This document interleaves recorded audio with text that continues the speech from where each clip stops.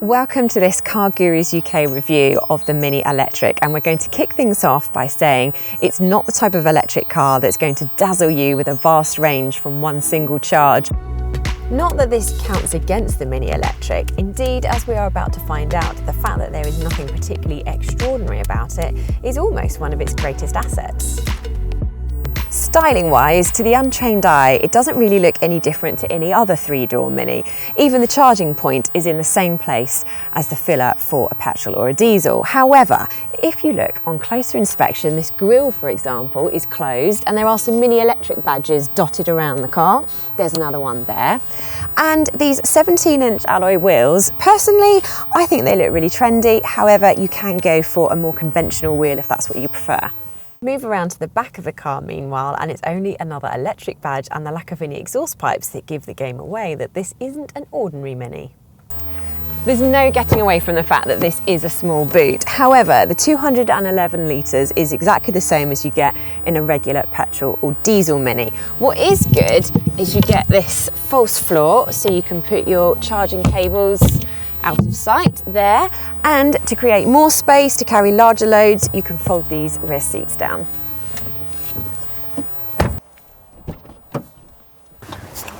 Being a three-door means that it is a bit of a faff to access the rear seats, and once here, space is not exactly generous. Plus, there is no middle seat, so carrying a third passenger in the rear is not even an option. You do, however, get 3 cup holders, and so you can use one to store a healthy snack. So far then, it's all very conventional modern Mini. Where the electric differs, of course, is in the drivetrain. It uses the same electric motor as in the BMW i3S. This produces 184 horsepower and 199 pound-foot of torque and powers the front wheels. The battery is a 32.6 kilowatt-hour unit that's mounted in a T-shape under the centre of the car and underneath the rear seats.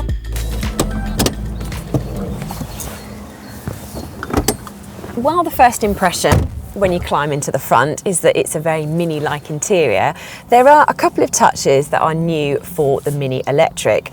The most obvious is this digital dial here. It's only 5.5 inches, but it does a very good job of conveying key information. Most obviously, there's a speedo right in the centre. Next to this, you can see an indicator for the current battery charge and range.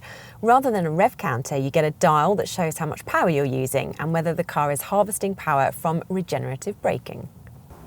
The build quality in here generally feels high quality, especially the lovely materials dotted around, for example, the material on the seats here. Being critical, I would say that this screen is a little too small for a cutting-edge vehicle. BMW does offer it with an 8.8-inch screen, so that might be worth considering.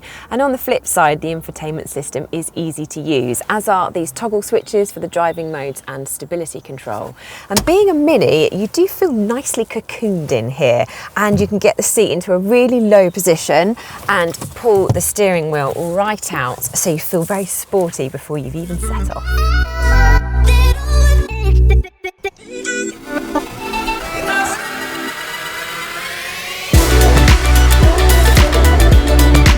It takes about 50 yards of driving this car to come to the conclusion that it was built to be electric. It's the way the slack-free instant response of the electric motor teams up perfectly with the darty steering. Mini always talks about its cars having a go-kart-like feel, and that's definitely the case with the Mini Electric. It's pretty easy to drive, actually. The regenerative braking is quite strong, so you can pretty much drive this car with just one pedal most of the time. However, if you don't like it, then you can just flick this switch here, and now it's on low energy recovery, so it's not quite so extreme. The performance is strong too. Getting from 0 to 62 miles per hour, it takes just 7.3 seconds. And from 0 to 30, it's quick enough to squeeze you into the seat. The top speed is 93 miles per hour. There are 4 driving modes for Sport, Mid, Green and Green Plus, although they don't make a huge difference to how the car behaves. The way this car handles is fantastic. Not just when you start, but at any speed. It feels keen and responsive. Everything just has a sense of feeling well-weighted, balanced and direct. And of course it's almost silent. It's a very different car to the BMW i3 despite sharing the same motor. The BMW kind of skitters along and it's tall on its skinny tyres, whereas the Mini is squat to the ground and hangs on much more gamely. Having the battery mass nice and low in the car certainly helps the Mini feel pinned to the road. This is a heavy car too. At 1,440 kilograms, it's around 100 kilograms heavier than an i3 and 145 kilograms heavier than a Mini Cooper S automatic. That's a bit like having a couple of adult passengers on board all the time, which, if it was petrol, wouldn't be good for fuel efficiency.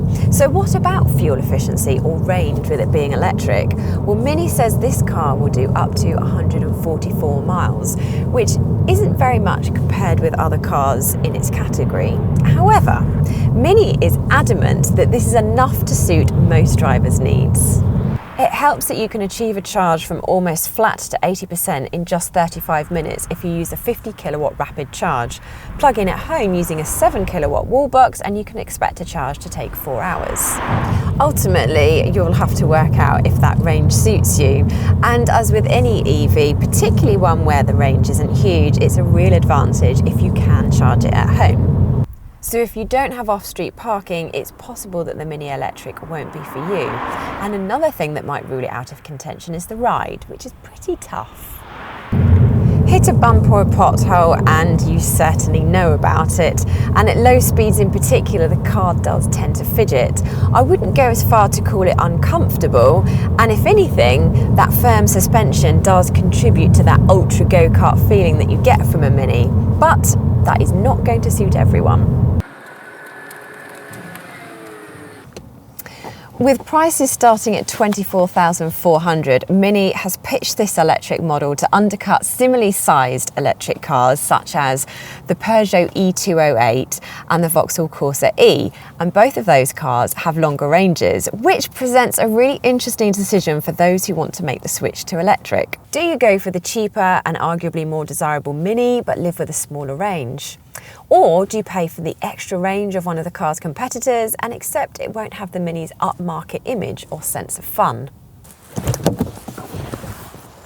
Ultimately, what this Mini does is really make you think about how much range you actually need. BMW reckons it's done its sums right, and 100 to 140 miles on a full charge will suit most drivers. If that is the case, then it's a really fun, appealing car. Is it enough range for you? Tell us in the comments below. Let us know what you think. Remember, you can keep up with all of our videos by subscribing to the CarGurus UK YouTube channel and turning on notifications by ringing the bell icon. And when it comes to finding your next car, head to cargurus.co.uk to find great deals from top-rated dealers near you.